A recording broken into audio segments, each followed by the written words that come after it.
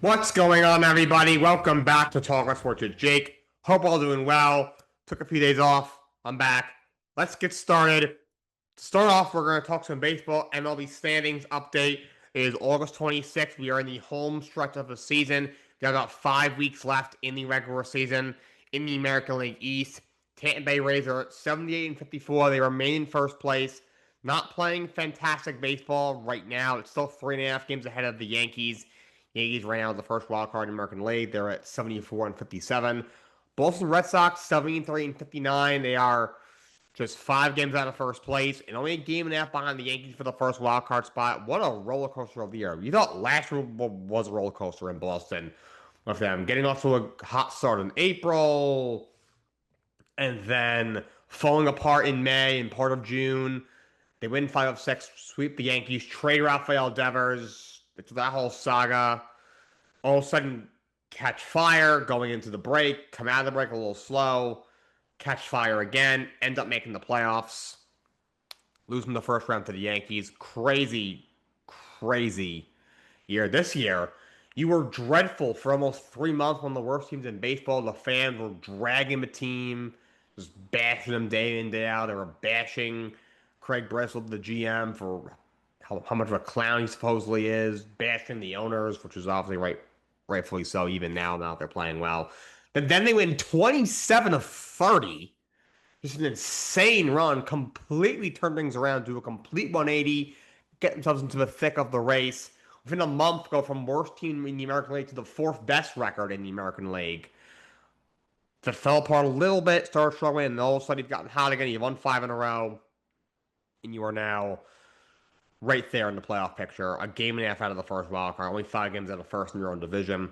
Baltimore is 64 and 68. You're 2.5 games out. Pete Alonso is just absolutely on fire right now. I think he's got 31 home runs and 82 RBIs right now, just having an incredible year. And Toronto at 64 and 69 isn't been playing great, but still 3 games out. And they're in last place in their division. Imagine if every team in that division makes the playoffs. That'll be wild. And it's not even that far fetched. It's far fetched, but not that far fetched. It's kind of crazy. American League Central Chicago White Sox are in first place at 69 and 63. They are 6 games over 500 on August 26th. They're in first place. Because how bad the American League is. Cleveland's at 67 and 66. They are 2.5 games out of first place. They're a game over 500. Minnesota at 64 and 69. 5 games under 500. You're 3 games out of a playoff spot. Detroit has fallen apart. They gotten hot for a while. Looked like they were also going to get in after trading Tarek Skubal away and Casey Mize. They've also added their last 10. They've fallen 4.5 games out of the playoff spot, and Kansas City just flat out sucks. The fact is that the Royals are 25 games under 500, and there were 8 games, and they're still within 8 games is crazy. But they've gotten hot. They've won 9 games in a row, so they are the hottest team in baseball technically. 9 wins in a row for Kansas City. They're still, actually, no, not 25. I did my math wrong. They're still 15 games under 500 and 8 games out of the playoff spot. That's how bad they were for the first 4 months of the season. Four months and change. In the absolute cluster bleep that is the American League West, the Houston Astros are at 500.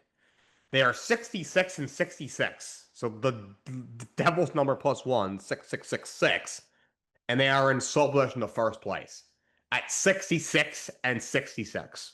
They are 500 on August 26th, and they are in first place. Texas a game under 500. They are a half game out of first place, only a game out of the wild card. Seattle is 5 games under 500 at 64 and 69. They lost the game like 22-0 to the Brewers last week, and they are 3 games out of the wild card and 2.5 games out of first place. They're 5 games under 500. Cal Raleigh's hitting like 160, if that, having just a horrendously bad year.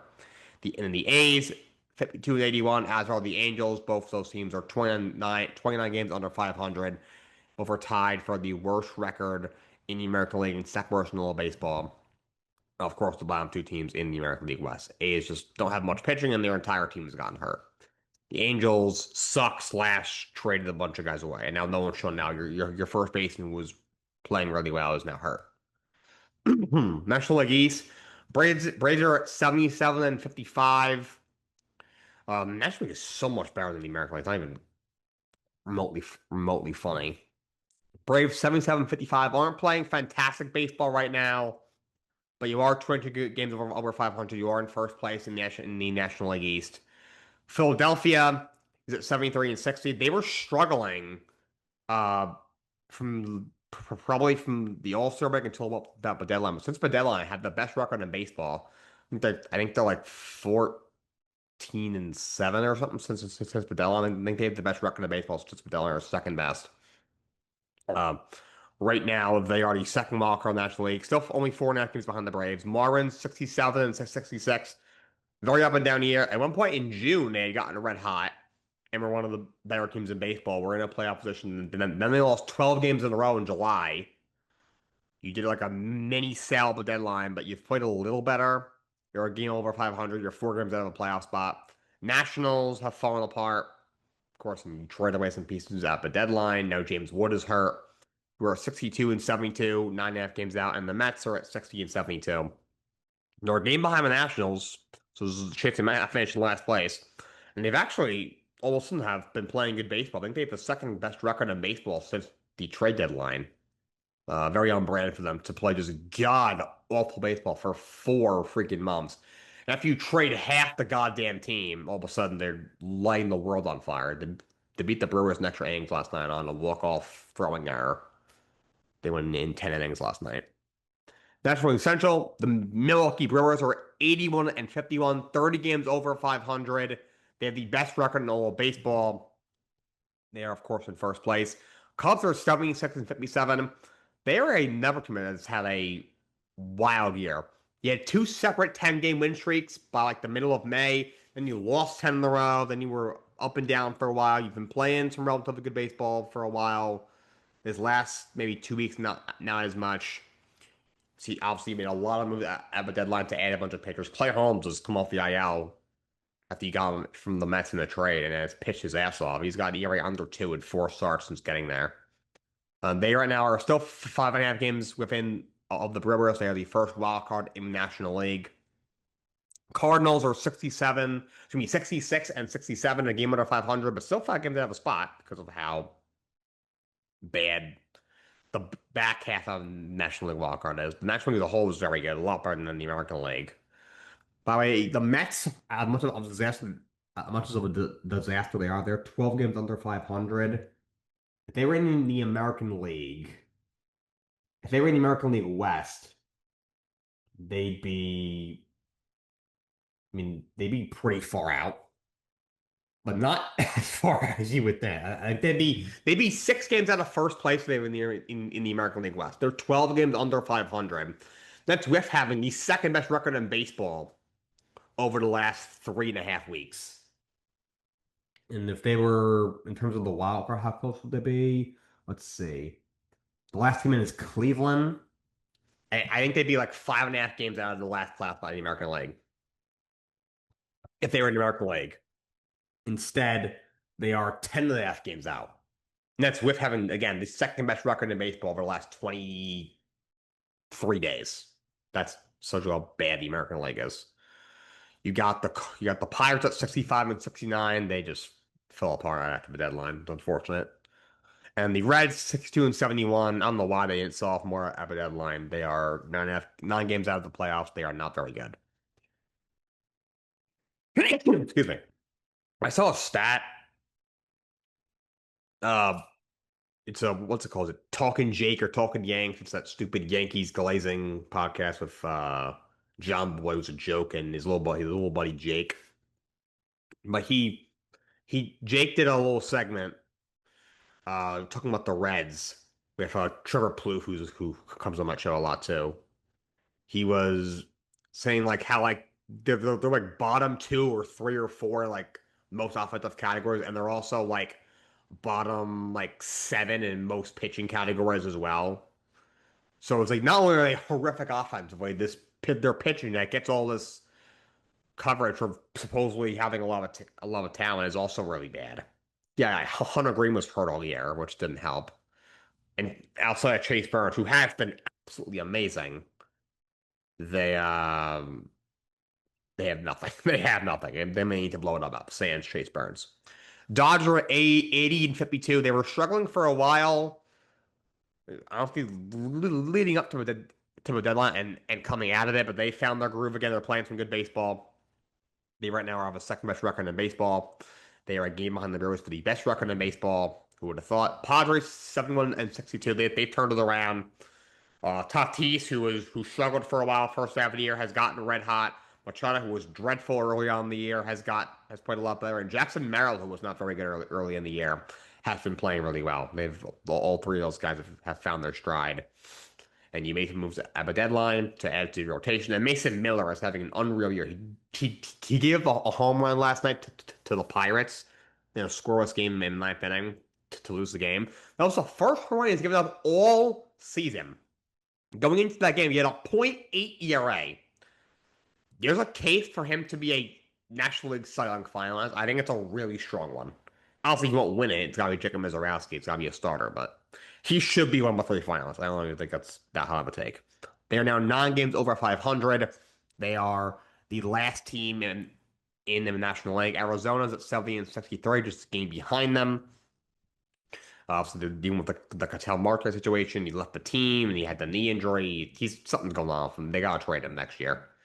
But I heard he probably is going to come back probably in like the next week. He does have a legit knee injury, but maybe don't just leave the team and go drink and gamble when the right before they have a game.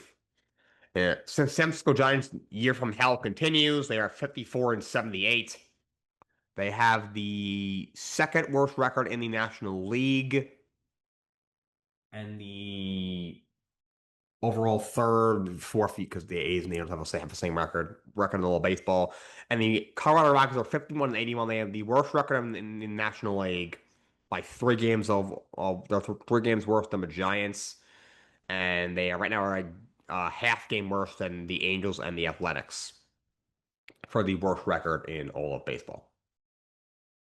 Before we talk some basketball, one thing I forgot to mention in the baseball segment, the Astros a few days ago, they moved on from general manager Dana Brown. His contract was set to expire at the end of the year. They chose decided they were not going to renew it and just to move on now. So they move on from him. Not terribly surprised if the Astros don't win that god-awful AL West. Joe Posada is as good as gone. Hell, if they barely win it with 82 wins and they get swept in the first round, I think there's a chance he gets fired.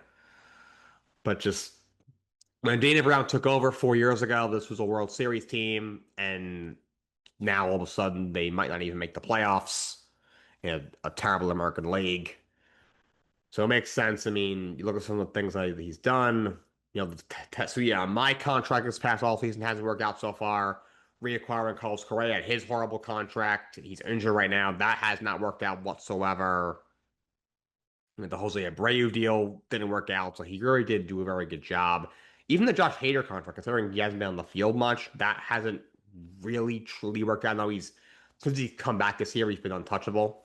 But overall, that hasn't really worked out. And he's lost key pieces like Framber Valdez being one of them. So this isn't the same team. I mean, he honestly hasn't done that great of a job. If you look at what the team was when he took over and what the team is now. Not all on him. I know the owner, Jim Crane, he's very involved with the baseball operation. I think he had his handprint on some of the stuff that's happened. I think he definitely had his handprint on the Carlos Correa trade. But overall, Brown has not done a great job. So he is no longer the GM of the Houston Astros. On to basketball. The Cavs make a bunch of moves. They re-sign James Harden to a 3-year, $97 million deal. I don't know why teams keep doing this with this guy. What are you expecting to happen? It is 2026. The guy's going to be, 37 years of age? What are you expecting to happen? Paying a James Harden, in 3 years now, he'll be like 39 years old, and you're going to be paying him like $33 million a season. I don't know what you're expecting. He might still be able to put up some relatively good numbers in the regular season. Might be able to average 22 points and 10 assists in the regular season. But every year the guy is a complete joke in the playoffs. It's not that he goes from being up possible All NBA guy in his prime. Obviously, was an MVP candidate. He won an MVP I think in 2018. To like an above average player, goes from averaging 25 to 21. He goes from averaging like 22 to like 14. Like he's generally a terrible player in the playoffs every single year. To the point where you see guys in other sports like Lamar Jackson and Aaron Judge, who countless times have struggled in the postseason after incredible regular seasons. They call him the James Harden of their sport. Like I don't understand your allegiance to him. And get you trade Darius Garland for him, but like you made your bed, now you have to sleep in it. Like I don't get what you're expecting to happen. And I want to hear, oh, it's a short term deal. You could trade him in a year or two. Who's trading for an old James Harden who who makes over 30 million a year in a year or two? Like, no, just I don't understand what the Caps are even doing. They do make a trade. They get Peyton Watson from the Nuggets in a three-team trade with the Kings. No, with a three-team trade with the Clippers. Excuse me, Clippers are also involved. Peyton Watson goes to the Cavs. He signed a 4-year, $88 million deal. Of course, he was a restricted free agent. Denver finished struggling to re-sign, so they ended up having to trade him. They still have the money to re-sign him. They trade Max Strus to the Los Angeles Clippers. Nuggets get a 2031 first from the Cavs and the 2032 second. That comes from the Cavs technically, but it's the Kings pick. So I don't hate this for the Cleveland Cavaliers. Peyton Watson's a decent player. He is still only going to be 24 next year. A career year this past season, averaging 14 points a game, shot 41% from three. So he's a good player. I think $22 million a year is fair for him in today's NBA. I like that move. He is a better player than Max Strus, and he's a lot younger as well. But now you have no tradable first left at all. Now, a first rounder is what, 5 years now? 5 years from now, 6 years from now, whatever it is. For a 24-year-old who just averaged 14 and is only getting better, that's not bad value at all. And I think that the extension was relatively fair. But Peyton Watson over Max Strus, it's a slight upgrade. That's not going to take you over the top. East, that's going to be even better this coming out. It's not going to happen. Okay, and like, look, I like the Clippers picking up Strus. Strus is a good wing defender. Last year, averaged 11 points a game. He was injured a lot of the season, but we know what this guy is. He shot 4% from three of the games he did play. He's a 37% three-point shooter for his career. He's been in a lot of big moments in the playoffs. He's had some bad games in the playoffs. The finals in 2022 was very bad. He had some bad games against the Knicks in the ECF last year. The whole Cavs team was bad in that series. He also, remember, what was it, game six or game seven against Detroit, maybe game five, he had like 7 threes in the game or 8 threes in the game. So he's a good player that he's on an expiring deal. So if you're the Clippers and you're out of you're out of the of contention come the deadline, you could trade him for something relatively decent because he's a veteran who's a solid 3 and D piece, a lot of playoff experience, finals experience. He could be a good trade. They basically get him for free. For Denver, though, a 31 first and a 32 second for Peyton Watson, that's a terrible return. And I get why, because everyone and their mother knew they had to trade him because they simply do not have the money to re-sign him. But a 31 first, at least get a player back. At least get somebody back. Just anybody.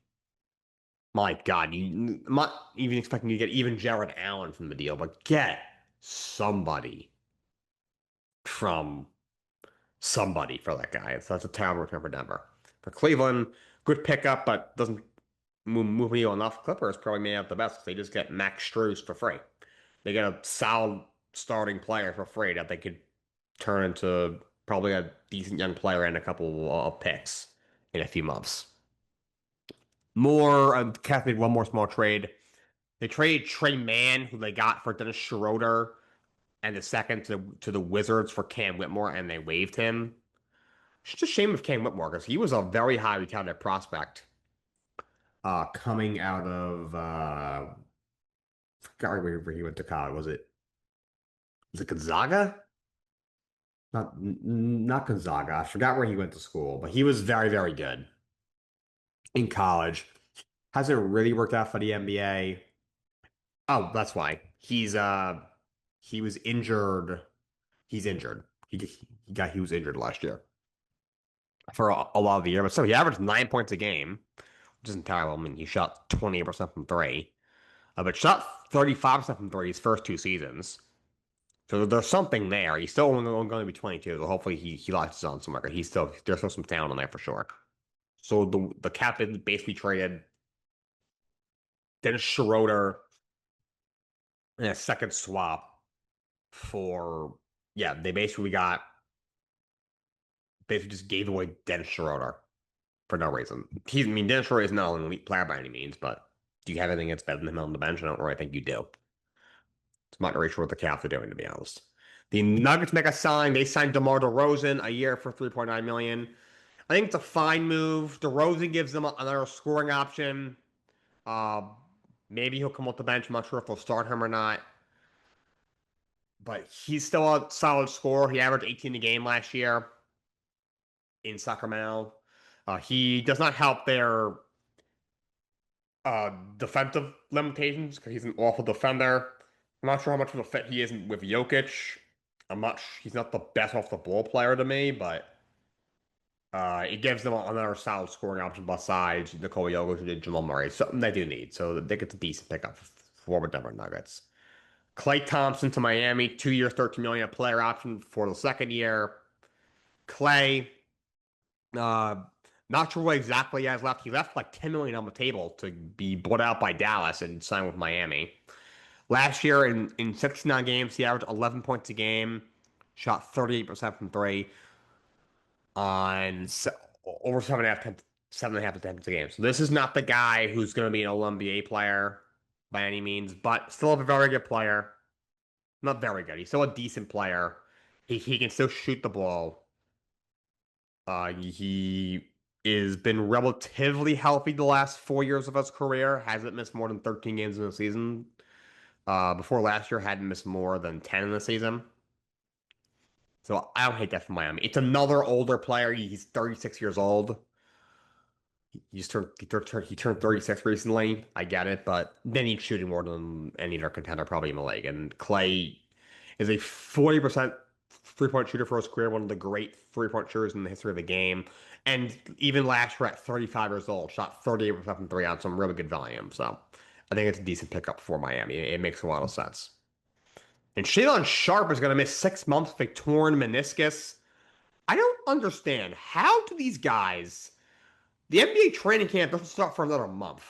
How do these guys get injured a month before training camp even starts? Like, what are you doing that you're getting injured this bad?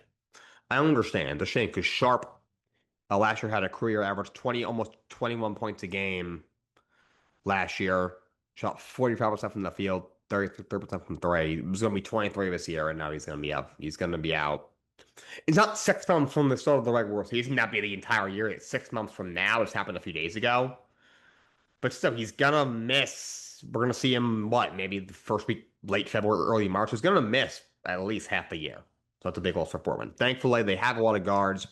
You made the John Morant trade. I still don't think the fit is any good, but you made the deal to bring him in. Damian Lillard is coming back. I don't know what he's gonna do at his age, coming off a year he didn't play because of a torn Achilles, and whoever else you have there. You have a slew of guards still, but. In fact, you probably have too many guards, so that was the whole reason I didn't like the John Morant trade. So Drew Holiday there, veteran defensive player, but Sharp's gonna miss a good chunk of the year because of his knee injury. And this one was surprising. The New Orleans Pelicans signed Benedict Mathurin, 2 years, 16 million with a player option for the second year. I don't know why the Clippers just let him walk. Like, I've always been very high on him, so maybe I'm overvaluing him a little bit, but this guy was the sixth pick in the draft 4 years ago by Indiana. They traded him to the Clippers at the deadline in the Vika Zubac trade last year. Last year, between Indiana and the Clippers, he averaged 17 points a game, shot only 31% from three. I will say he shot 20% from three, only 3 attempts with the Clippers in the last 26 games. He was shooting 37% from three with Indiana and averaging almost 18 a game as a starter last year. So if he can stay healthy, the guy who's only going to be 24, that's really good value for New Orleans because he's definitely still in there. I wonder if maybe they just didn't think he fit because he was first career he averages 4 3 attempts a game. He was averaging over 5.5 3 attempts a game last year with Indiana, which is by far a career high. He had between 3.6 and 4 threes a game in his first 3 years in the league. I mean, it went into 3.2 a game. He didn't play nearly as much. He was coming off the bench opposed to starting, and he was playing about almost 4 minutes less a game. But I guess they just didn't value him very highly. I mean, getting 2 first for Zwick isn't bad, but I'll try looked a lot better when you have Benedict Morpher in him. Guy who I think could be a future All-Star down the line in the trade. Plus, Isaiah Jackson was in the deal too. So he's now on the Pelicans, 2 years and $16 million. NFL season right around the corner. We are 2 weeks from the first game of the NFL regular season. Preseason is it's waning days and weeks. Got roster cutdown coming up next week. Bucks extend Vita Vea a year for $30 million. Of course, he was holding out because he wanted a contract extension. One of the premier nose tackles in the game. He gets an extension. He'll make $30 million next year. So they keep him for now. The Seahawks signed Trevon Diggs for a year. Veteran corner who a couple years ago led the league in interceptions, had 11 interceptions a couple of years ago. But never been a great coverage guy and was injured a lot the last couple of years. Dallas ended up just cutting him. He, very end of the year, ended up in Green Bay. Seattle's going to try and fix him on a 1-year deal. They definitely want another piece in the secondary. That's why they are going with Terrion Arnold, who's obviously in trouble with the law. Chargers center Tyler Byad has knee surgery. He's going to be out for the year. Every year with the Chargers. What is going on? What is in the water over there? Every year they have a major piece before the year go down. Last year, Richard Switter gets a huge contract like 2 weeks later. Blows out something in training camp. Out for the year. Joe Alt, midseason, goes down as well. Go from having 2 All-Pro tackles to having 0. And they bring in Tyler Baez to really certify the middle of the offensive line. And now he's going to be out for the year. What a shame. That's definitely a big loss for the Chargers. Ashton Genty, he got carted off during a scrimmage in camp last week. Everyone was freaking out. It turns out it's not that bad. It's a sprained ankle, which still is nothing to sneeze at, especially for a running back. Could cost him the first game or two of the regular season. He will something that will nag him throughout the year, but it could have been a lot worse. So thankfully, it's only a sprained ankle, so he should be good to go. Hopefully by week 1, if not definitely by week, I would think by at least week 3. And now I gotta talk about something. The Cleveland Browns decided to name Deshaun Watson their starting quarterback. So they decided to see him play like he did in preseason, in that preseason game. 5 of 12 for 36 yards and an interception. And he also said this after the game. I mean, I didn't have no reaction. I think the biggest thing is,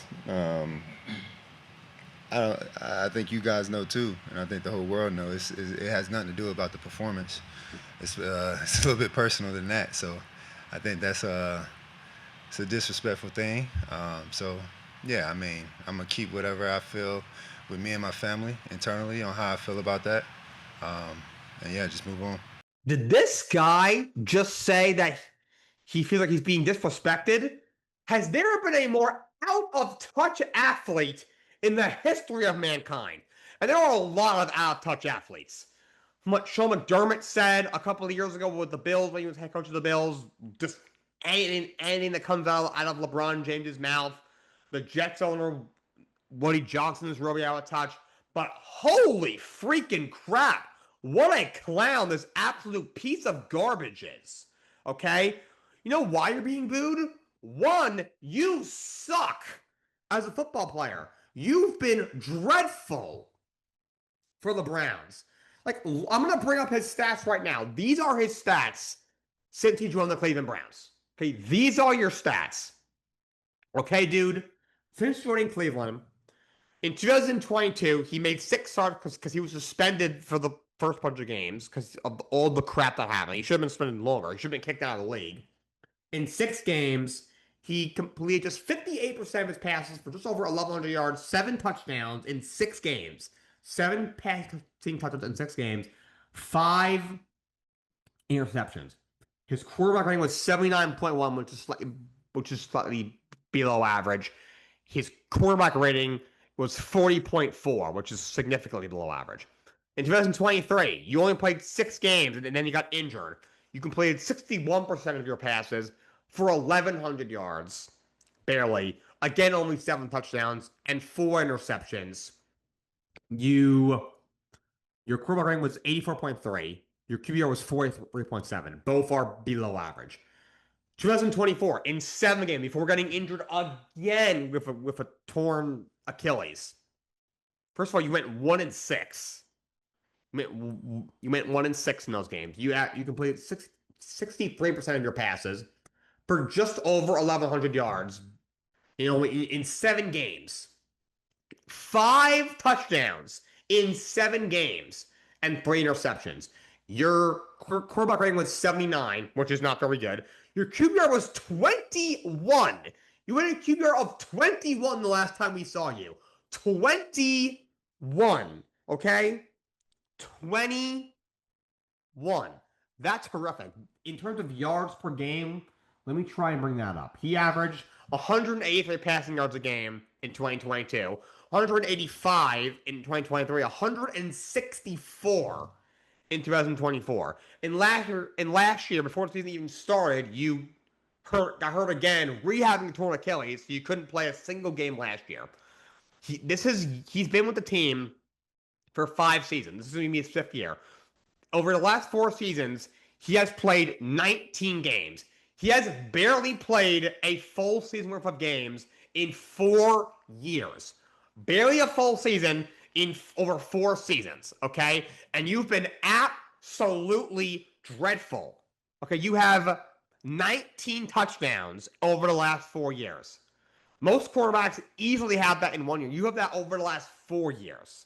Okay? You have been absolutely dreadful. You haven't sniffed 200 yards, passing yards a game over the last 4 years. That is absolutely terrible. You averaged 5 yards per attempt in 2024. You've been absolutely terrible. You looked horrible in a preseason game against the Bills' third stringers. The Bills didn't play anybody in that preseason game, and you looked horrible in that preseason game against threes. Against threes. Like, what is wrong with you? On top of the fact that you were accused by 27 women of sexual misconduct and very inappropriate conduct and just horrible stuff. Any other normal person would have went to prison and been fired within 10 minutes of these allegations coming out, and their career would be ruined, their life would be ruined. But you just got a slap on the wrist. You got suspended for 11 games, barely even more than half of 1 season, and same season you got to just keep playing. And the Browns also gave up 3 first-round draft selections for you. 3 first-round draft selections. And they gave you a fully guaranteed $230 million contract. That contract was so bad that the NFL owners colluded with each other, had a meeting, and were like, we can't let a contract like this happen again. Because the Browns franchise is cooked. It was like, why don't they cut him? They can't cut him. They literally can't. It would be financial suicide for that organization. The dead cap charge would be $86 million. They already have a crap ton of dead cap because of how much of a disaster of an organization they are.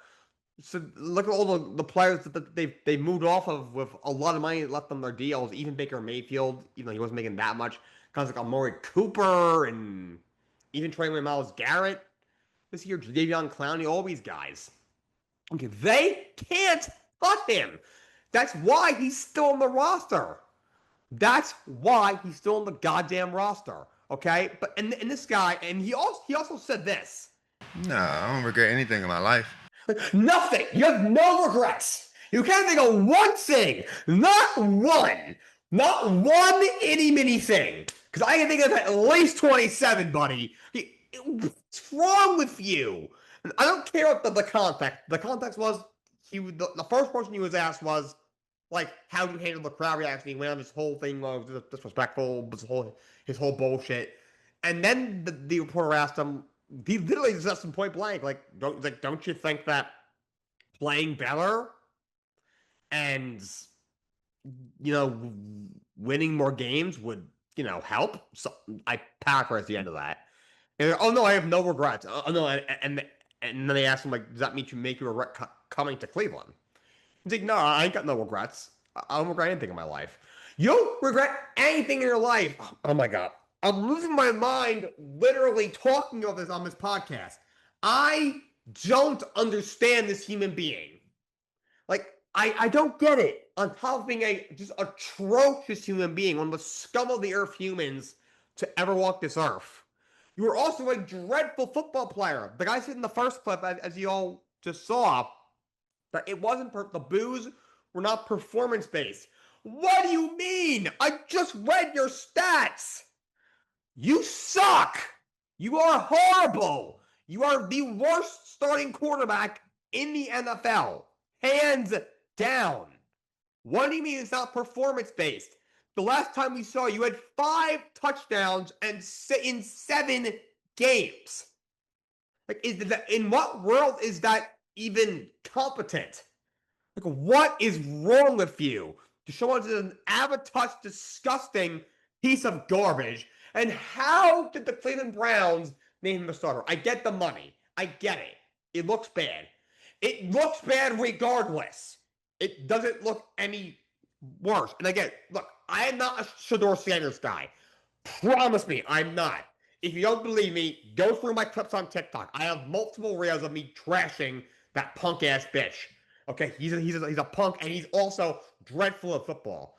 But it cannot get worse. At least he's a lot cheaper than Deshaun Watson. There's a small snowball's chance now that maybe he could be an option for you next year or to be on the roster.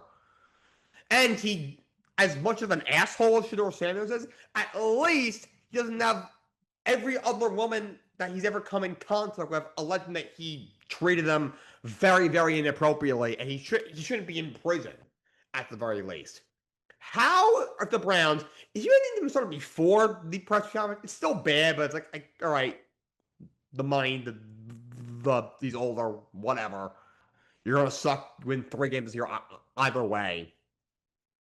But to name him the starter after he trashed the fans for booing him when he always done his suck since he got there and is making like $50 million a year to be the worst quarterback in football while having all these allegations on him at the same damn time. You wait until after that to name him the starter? Are you kidding me? Okay, week 3 is your home opener. He cannot be the starter by week 3. It cannot happen. I hate Shedeur Sanders. He sucks too. He has his own character concerns, trust me. But he needs to start week 3.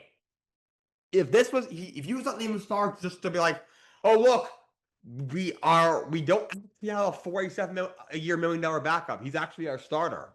And 2 weeks in, it was like, oh man, I guess he wasn't cutting it. Well, now we're gonna know Shedeur, okay? Like, if they don't do that, the organization should be burned to the ground. Also, if you're a Browns fan, do not go to a Browns game. Do not give a single dime to that joke of an organization. They just might be a worse organization than the New York Jets. And I didn't think that was possible. Their owners, I don't remember their names. Their names shouldn't even be mentioned in that horrible ownership group. Okay? They might be worse owners than Woody Johnson. They might not be. It's pretty close. But they just might be worse owners. I just don't get it. And the Browns have no one to blame with themselves. He already had these allegations when you trade for him. You made your bed. Now you need to sleep in it. Screw Deshaun Watson, the most out-of-touch piece of garbage to ever walk this earth. And I hope if the Browns fans that do for some reason go to the games, boo the living shit out of this piece of garbage.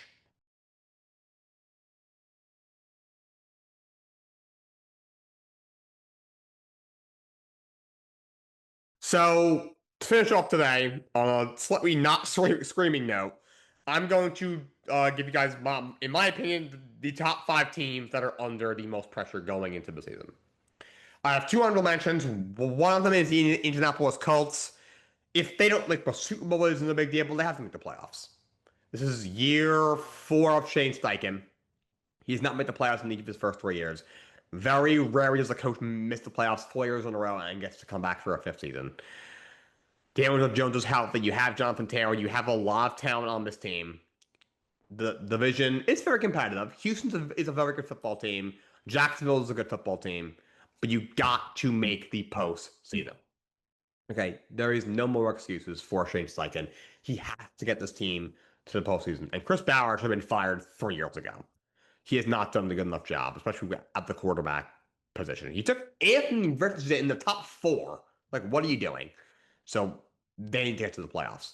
Pittsburgh Steelers are also an honorable mention. I think we kind of know what they are at this point. I mean, they haven't won a playoff game in like 9 years. But at some point, I mean, this team is ancient. Aaron Rodgers is 42, probably in his last year playing. DK Metcalf is an older player. TJ Watt is getting much older. Cameron Hayward is, 37 or 38. Jalen Ramsey is a much older player. This is a very old team. And if you get clapped in the first round again, you just keep kicking the can down the road with now Mike McCarthy, who's just a fatter white version of Mike Tomlin. So, and if you miss the playoffs, now you're just completely cooked. You're better off just sucking. And when I say miss the playoffs, they either have to go 4-13 so they can tank for a quarterback, or they need to somehow fall into a Super Bowl, which they are not doing, not in this lifetime. So the Steelers need to pick a direction. So I'll put them as an honorable mention. Top 5. Number 5 is Cincinnati Bengals. If you don't make the playoffs this year, they're going to be changed. You got to think Zach Taylor has to get fired. I don't know why he even still has a job. Duke Tobin, the GM's got to be on the hot seat as well. Joe Burrow, at one point last year in a presser, seemed really frustrated, almost seemed a little depressed. You got to think if he keeps getting hit the way he has, and he's dealing with injuries, he's either going to be one of 2 people. He's either going to be Andrew Luck and just going to be tired of getting injured and just going to say, I'm done with this crap. And maybe I just, retire early and become a big what if like Andrew Luck. Or he'll be like a Matthew Stafford, who he bowls them every year, but they can't keep him upright and they can't put a good enough team around him. He'll be like, get me out of here. And he'll go to a contender and probably win a Super Bowl pretty quickly on a different team, just like Matthew Stafford did. But the Rams after being traded from the Detroit Lions a few years ago. So they have to get in. And like they made it additions to the defense. There's no more excuses. This team has to get to the postseason. Number 4 is the Detroit Lions. I really think their Super window is probably closed for now, but still a ton of talent. The offensive line should be better. You have plenty of pieces still offensively. You brought in a new offensive coordinator. I don't think Drew Petzing is all that good, but can't get worse than it was last year. There is so much talent on this team. I think that Dan North is not crazy good. I think the Bears are in for some regression. Minnesota has obvious flaws. Green Bay has injury concerns. There's a golden opportunity for you to take back this division. They have to do that. Otherwise, as much as everyone loves Dan Campbell, he might find himself on the hot seat. Not going to lie. He's not on the hot seat right now whatsoever, but he could find himself there. 3, the Buffalo Bills. That's somebody you got to get over the hump. As good as Josh Allen is, he has gotten over the hump in the playoffs. You made the coaching change. There is no one else left to blame. You went and got DJ Moore to help your receiving core. There was a lot of talent on this roster. You couldn't even get to the conference championship last year with no Chiefs, Ravens, or Bengals in the playoffs. I don't know how they're going to be able to get over the hump. I don't think they have it in them, but if they don't do this here, I don't see them ever doing it. Number 2 is the Baltimore Ravens. Again, Lamar Jackson, A guy who's been a great regular season quarterback, has two MVPs, has not been a good postseason quarterback. They have not gotten over the hump. Just one conference championship appearance. This will be his ninth season in the NFL. You just made a coaching change. John Harbaugh, after 18 years, no longer the coach. Bring in a first-year coach. You pay all that money for an aging Trey Hendrickson. You have to find a way to get over the hump. You are running out of time. Your window is closing very, very quickly. Number one is the Rams. I know that they won a Super Bowl in the last 5 years. The Bills have literally never done it. The Ravens haven't done it since 2012. They've gotten close to Lamar Jackson so many times and haven't gotten over the humps. Bills, same thing with Josh Allen. And the Lions and Bengals have never won one. But the Rams have been very close the last couple of years. Their window, like the Bills, they don't win this year. They hypothetically could go out next year and be in the same situation, have a chance. The Ravens, if they don't win it this year, they could go out next year and still have a chance. They still have enough talent on their roster. Lions, next year will probably still have enough talent. Even the Bengals. The Rams, their team is so good, but they're also so old. Matthew Stafford's 38. Devontae is an older player. Puka Nacua is in last year, but he obviously hasn't been signed yet because of his off-the-field issues. Even Myles Garrett is 30 years old, as amazing as he is. This is a very old team. It is win or go home, Super Bowl or bust for the Los Angeles Rams this season. All right, that's all I got for you guys today. Until next time, so long and have a great day.